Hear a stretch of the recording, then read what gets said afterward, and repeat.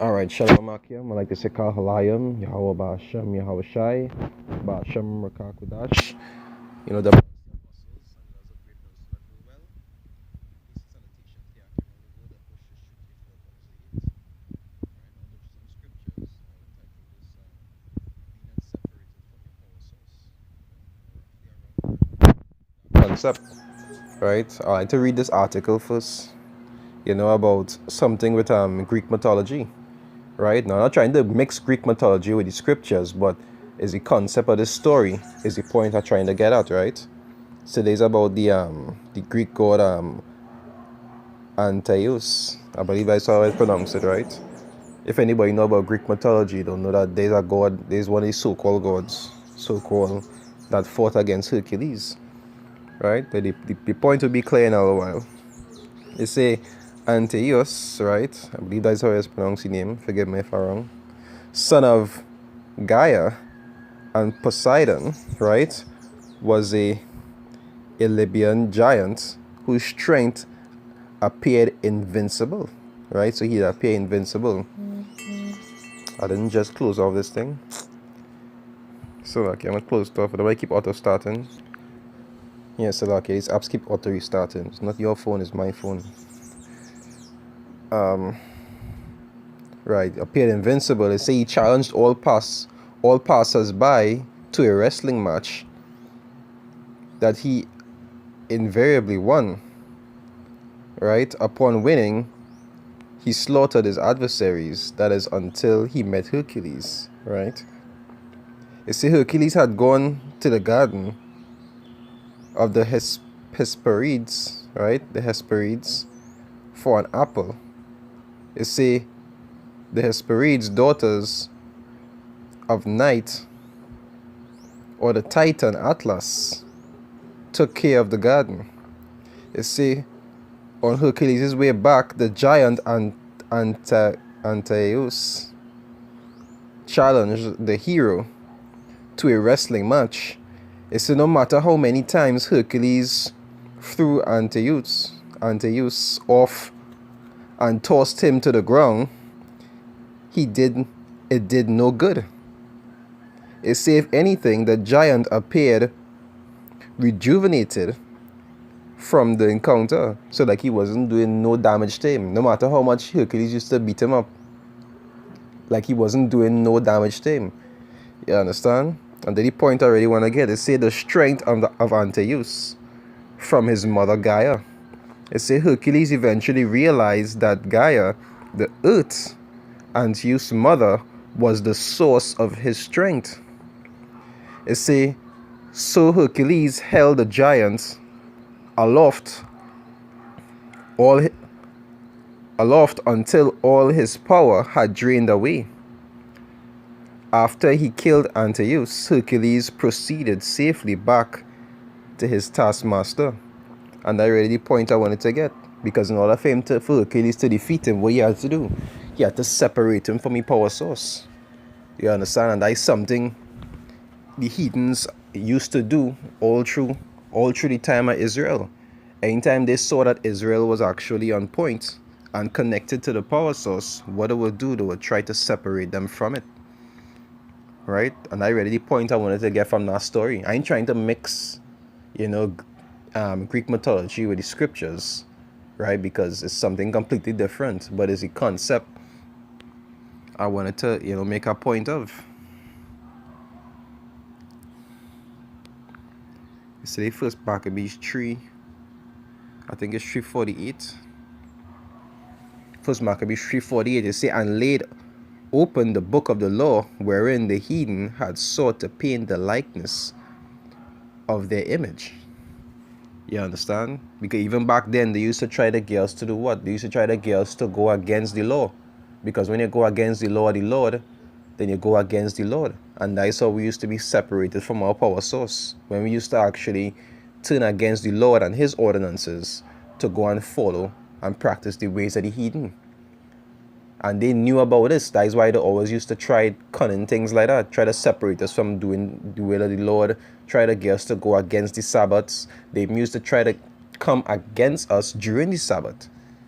You understand? All these cunning things that they used to try. Why? Because they knew who our power source was. And trying to separate us from that power source was how they had that control of us. You understand? I'll go to Judith 5. Right? I'll start from 1. It say, then was it declared to Holofernes,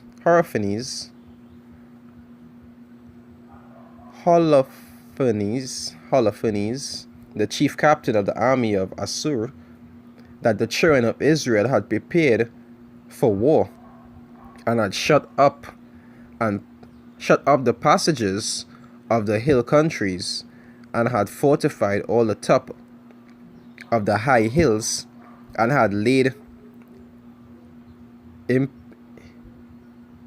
impediments campaign in the campaign countries, right? Impediments. I want to look up that word.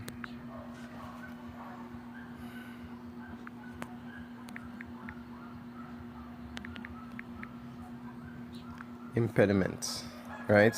The word impediment is just something that makes it difficult to do or complete something that interferes with movement or progress, right?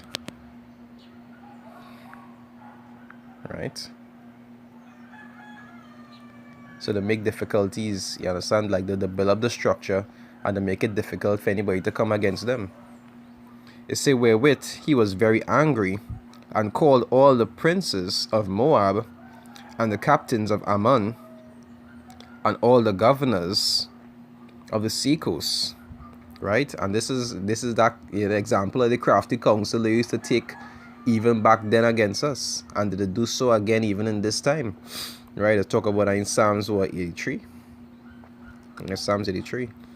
It said, and he said unto them, tell me now, ye sons of Canaan, who this people is that dwelleth in the hill country, and what are the cities that they inhabit, and what is the multitude of their army, and wherein is their power and strength, right? Say, wherein is their power and strength, and what king is set over them, or captain of their armies, right? And one of the men come to break it down for them.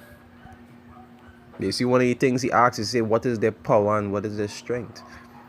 They say, and why had they determined not to come and meet me more than all the inhabitants of the west? They say, then said Achior, I believe Achior is pronounced, the captain of all the sons of Ammon, let my Lord now hear a word from the mouth of thy servants, and I will declare unto thee the truth concerning this people, which dwelleth near thee, and inhabiteth the hill countries, and there shall no lie come out of the mouth of thy servants. This people is descended of the Chaldeans, and they sojourn heretofore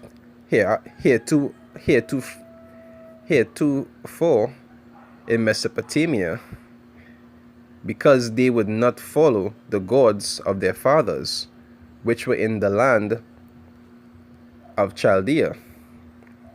They say, and they left the way of their ancestors, and worshipped the God of heaven, and power, who they knew, so that they cast them out from the face of their gods, and they fled to Mesopotamia, and sojourned there many days. And this going back, like the origination, going back to like the promise come down to Isaac, then Jacob. Abraham left his people.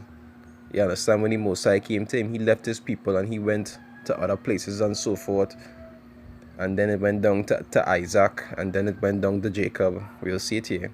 You see, for they left the way of their ancestors and worship the power of heaven and power whom they knew. So they cast them out from the face of their gods, and they fled into Mesopotamia and sojourned there many days. It said, then their God commanded them to depart from the place where they sojourned and to go into the land of Canaan. It said, where they dwelt and were increased with gold and silver and with very much cattle. It said, but when a famine covered all the land of Canaan, they went down into Egypt and sojourned there, while they were nourished and became a very great multitude, so that one could not number their nation. And imagine there is something that the other nations knew even back then. And even up to now, our rulers over us, they know these same things. You understand? They actually have that record of what has happened. You understand? Our strengths, our weaknesses, and all these different things.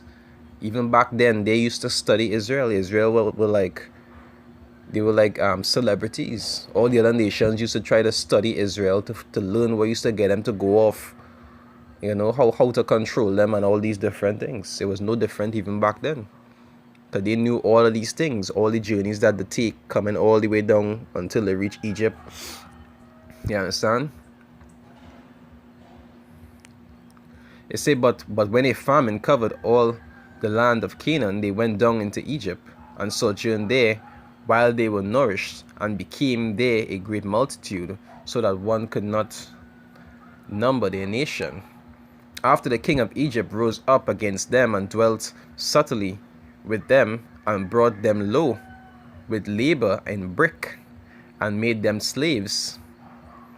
It say, then they cried unto their God, and he smote all the Egyptians with incurable plagues. So the Egyptians cast them out of their sight, and power dried the Red Sea before them, and brought them to the Mount Sinai. Right? Sinai. I believe it's pronounced Sinai in the Exodus. It's in Mount Sinai. And Kadesh-ban, and cast forth all that dwell in the wilderness. So they knew all these things. So they dwelt in the land of the Amorites, and they destroyed by their strength all them of Esbon, and passed over Jordan. They possessed all the hill countries, and they cast forth before them the Canaanites, the Perizzites, the Jebusites, and the Sichemites, and all the Girgasites, and they dwelt in that country many days. And that is when they get the promised land. You understand? When they take over the land of Canaan and the cities round about. And whilst they sinned not before their power, they prospered, because their power that hated iniquity was with them. You understand? That was their power source. And once their power source was with them, and they was actually doing what they was supposed to do according to what the Lord say, you understand? The Lord would be, as it's saying in Hosea, he would be to them a power, and they would be to him, a people. It say, but when they departed from the way which he appointed them, they were destroyed in many battles, very sore, and were led captives into a land that was not theirs. And the temple of their power was cast to the ground, and their cities were taken by the enemies. It say, but now are they returned to their power, and are come up from the place where they were scattered, and had possessed Jerusalem, where their sanctuary is, and are seated in the hill countries, for it was desolate. You understand? Because now they're joined unto the power, so everything good with them. You understand? Because once they were connected to the Most High and doing what they're supposed to do, they were touchless. Nobody can do them nothing. Anybody that come against them would eventually be destroyed. You understand? Because they had that power source with them. You understand? They probably where they get the idea for the Green Lantern Corps from. You understand? That power source, that unlimited power source. It say verse 19, it say, but now are they turned to their power, and are come up from the place where they were scattered, and have possessed Jerusalem, it say, where the sanctuary is, and are seated in the hill countries, for it was desolate. Now therefore, my Lord and Governor, and this man was giving him some very good advice. It say, if there be any error against this people, and they sin against their power, you understand, which of course was separation.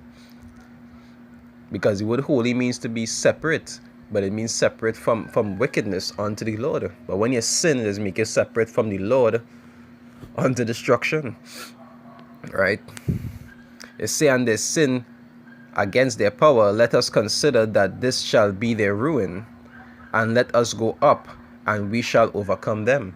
And that is why even now you'll see these heathens that are over us always trying to get us to go off, always trying to teach us abominable things, that we could eat this and sin no longer applies, and all of these wicked things that they like to encourage us to do, that is against the scriptures, because they know once we doing wickedly in the sight of the Lord, we'll be separate from his power.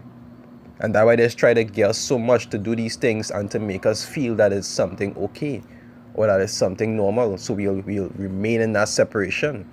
But the Lord actually changing that now through his men. You understand? He joining us back on time. As the scriptures say, building up the tabernacle of David. So we know now what we're supposed to do. We get back that knowledge of how we're supposed to be. So that separation come into a halt, at least for the 1/3. But the 2/3 will remain separate on the side, because it's just not ordained to them. Right? They say, and we shall overcome them, which is what they did to us. And that is what it will continue to do to the 2/3, because they will continue to be separate. It say, but if there be no iniquity in their nation, let my Lord now pass by, lest their Lord defend them, and their power be for them, and we become a reproach before all the world. You understand? And that goes back to showing like the point of the topic. Say a power source. Because when we actually connected to that power source, that is when we have our power. You understand? That is when we were considered touchless. Nobody couldn't do us anything. Once we was on point and connected to the Lord. You understand? And the scriptures show you who the power source of Israel is. The power source of Israel is who? Yahweh Ba'ashem Yahushai, which is the Most High and Son's name in Hebrew. You understand? So I don't make it too long. Like I said, I'll go through those few precepts pertaining to, don't be separated from your power source, because that is our power. The scripture even say in the times of destruction to come, we say wisdom and knowledge shall be the stability of your times. And in that time, who going to be our power? I'll get Proverbs 18 verse 10. It said, the name of the Lord is a strong tower, the righteous runneth into it, and it's safe. You understand? In that time, even destruction to come, who going to be our power source? Who going to be our protection? You understand? The Most High through his Son, Yahweh Ba'ashem Yahushai. That is the power source of Israel. You understand? Anyway, I hope it was edifying. And with that, I'd like to say Kal Halayim, Yahweh Ba'ashem Yahushai, Ba'ashem Rakakwadash. Double honors to the apostles and others of Great Millstone and real well. Peace and salutation to the Akim around the world that push us through to the four corners of the earth. Always remember who your strength is. You understand? Always as a man, a person from the nation of Israel. Only the elect would hear it, but always remember who your strength is. Even though things might seem grim, your strength is in the Most High through his Son. You understand? That is our real power source. Right? Shalom.